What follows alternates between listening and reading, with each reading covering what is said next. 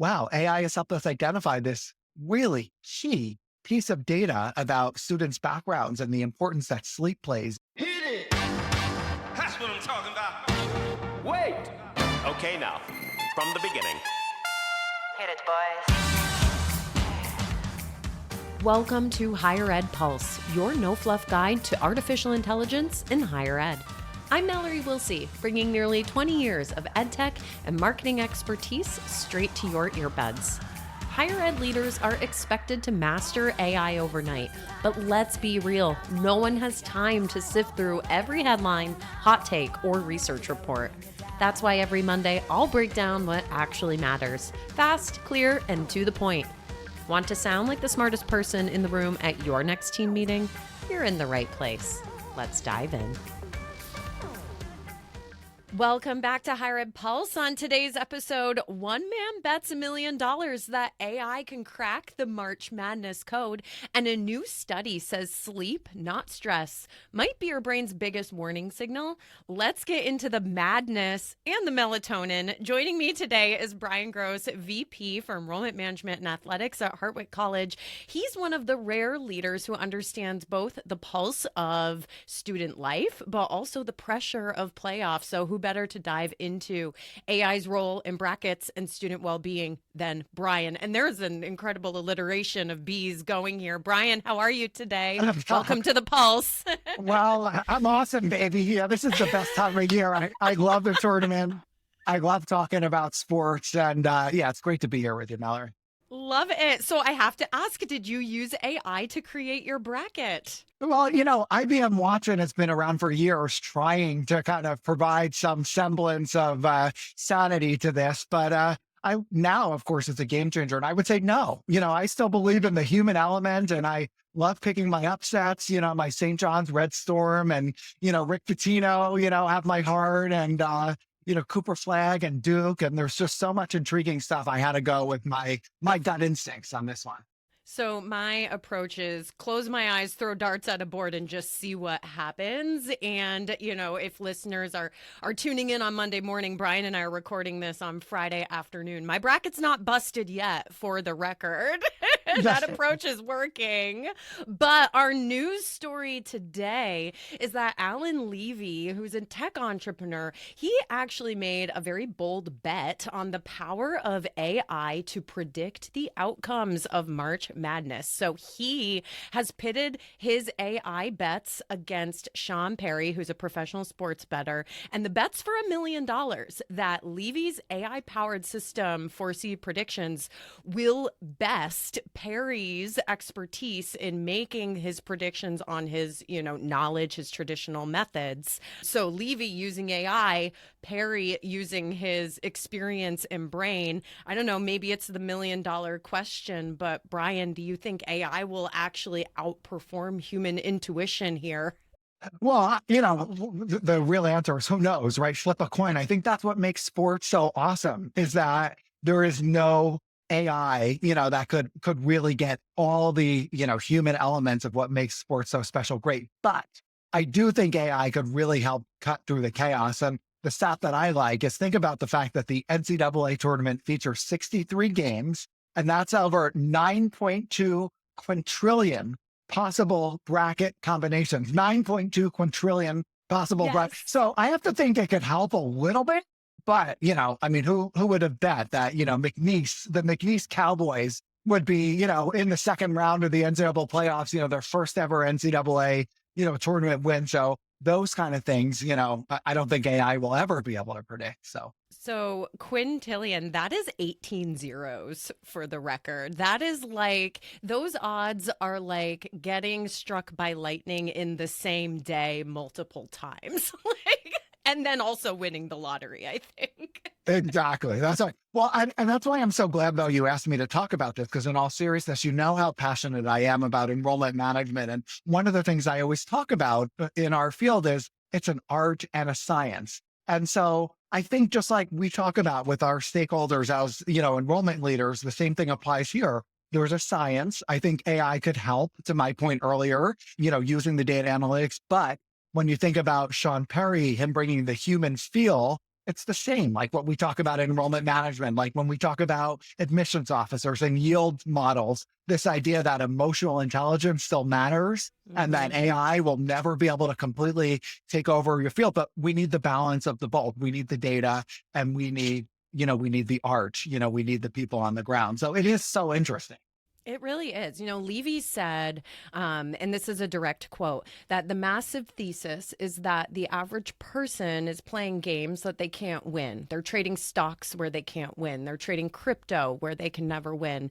And he feels like AI is going to be this great equalizer where people have the chance to empower themselves. And of course, he's playing this out in the fun, lightheartedness around March Madness. But, his point rings true for me. AI is going to help to level the playing field for people. My hope in all of this is that, however it helps betting, that the athletes themselves won't be influenced by the data that gets produced. We've got to work to keep the integrity of the sport and the athletic competition. And I think that's one of the biggest dangers that we have to think about.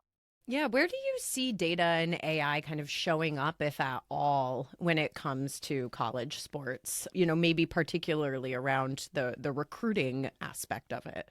Yeah, everywhere. I mean, absolutely everywhere and every division. The term most often used right now in college sports recruitment is it's the wild, wild west, because you have two things: NIL, name and image likeness, and then you have the transfer portal. And so that's making it very different for coaches to recruit players, and then players have the opportunities to move and move very quickly and rapidly, there. And so it really puts the coaches and the schools, to have to share data and use data to their advantage to recruit right fit students and develop teams. I've talked to a basketball coach who was talking to me about how he's using AI to kind of craft his vision for who are his star athletes, but then also how to build those character players. And AI is helping him go through data of thousands and thousands of players across leagues to pinpoint who would be those right fit role players to help on the basketball team. So it's being used in really tangible ways. Wow. All right, Bryan, we're going to shift gears now and talk about a major study that was just published earlier this month in Nature magazine. And this came out of a research team from Duke Health. They used data from the Adolescent Brain Cognitive Development Study, which is the largest long-term study of brain development and child health in the United States. And they found that AI can accurately predict adolescent mental health issues before symptoms fully emerge. And so they trained this AI model to analyze a huge range of data from sleep patterns and mental health surveys, family history, trauma exposure, et cetera, et cetera. And here's the headline, Bryan. Sleep disturbances were the strongest predictor of later psychiatric symptoms, more so than anything else, even trauma or a parent's mental health history. And I feel like that's huge because it shifts how we think about early warning signs. And crucially, if sleep is observable, which it is, right? It's observable and measurable, and it's easier to talk about than other mental health red flags. And if AI can help us find predictions like this, that has huge impacts for higher ed. And I know that your role in enrollment management is truly helping keep these students enrolled. I'm so curious to hear your take on this new research. Yeah, I'm so glad you asked me to be here today. This is a game changer. I mean, if you think about Enrollment Management 101, retention consultants, that talk about retention is in three buckets: the front door, the finances, and then quality of experience inside and outside the classroom. This in a matter of minutes kind of changes our thinking. And so much conversation on college campuses has been around, are you a student-ready campus? Are you meeting students where we are? We at Hartwick, talk about ourselves as the life balance college, physical and emotional wellness, academic, all of these type of things. And now all of a sudden it's like, wow, AI has helped us identify this really key piece of data about students' backgrounds and the importance that sleep plays. And I mean, it ties into what we were just talking about too in athletics, as well. Think about how that might impact athletic performance, or how coaches might use that data to maximize performance. They say the best defense is a good offense. And this AI kind of gives us a scouting report on student wellness. It's like it's this crazy thing, it's really kind of blown my mind. Yes, yes. I love how you just connected that back to basketball. But Yeah. so, I've been thinking about this. I'm like, all right, well, if sleep's not very threatening to talk about, right? So if No. that's the first symptom that's showing up when a student's mental health starts to slip, even before anxiety or depression become visible, then we can track those things. We can intervene Yeah. around sleep, and we can potentially catch these bigger problems a lot earlier. And this feels very actionable to me, right? We can use sleep as a screening tool. We can educate students on sleep. We can train our faculty and our advisors. So when a student says, I haven't been sleeping, maybe that's a real flag, not just like I'm whining because it's finals week. Totally. And, just tactically on the ground, on the school side, we talk all the time about, what's the next greatest thing that's going to help us with, retention. And, you think about things to your point, wearables, student check-ins, Hmm. academic alert systems, how can these things that, most schools are talking about it, integrating it in their tech, be focusing on factors like sleep, risk factors. And I'm sure students aren't going to mind too much if we have this increased vigilance on making sure they get the right amount of sleep.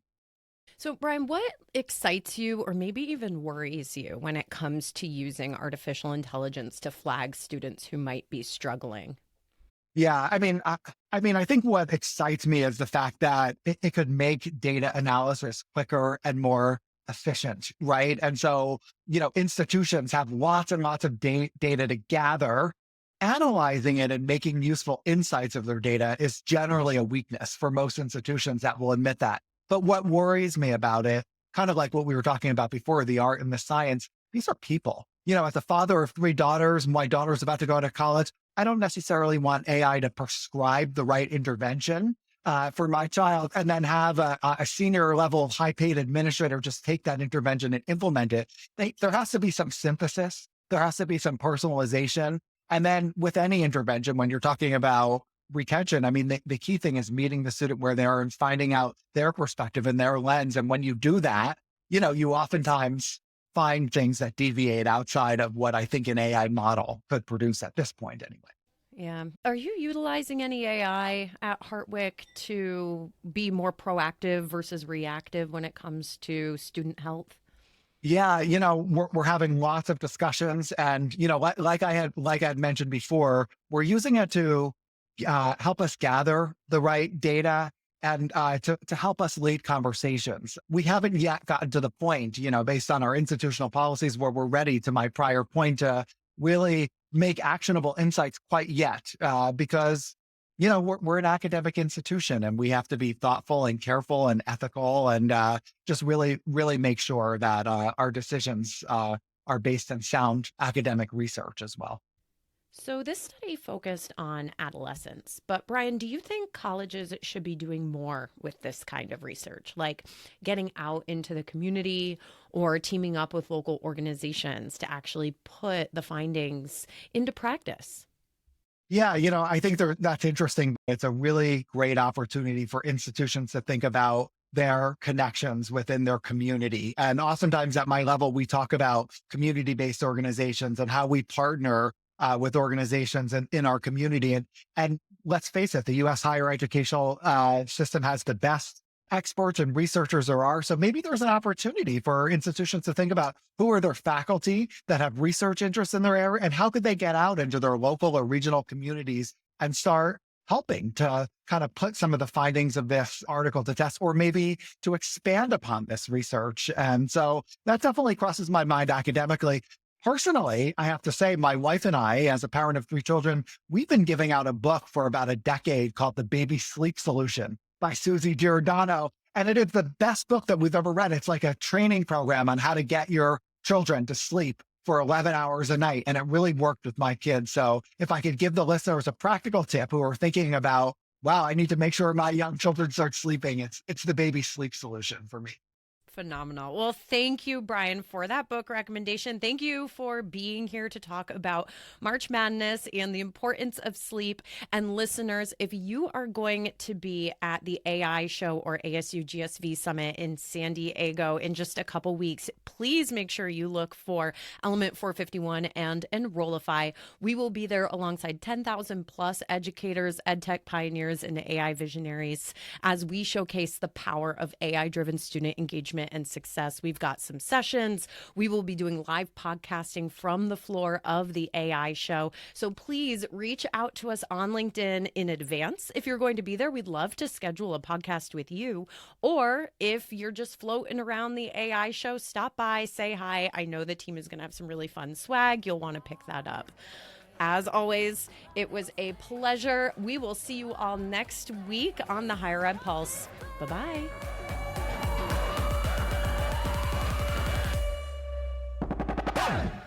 The Higher Ed Pulse is part of the Enrollify Podcast Network. If you like this podcast, chances are you'll like other Enrollify shows too.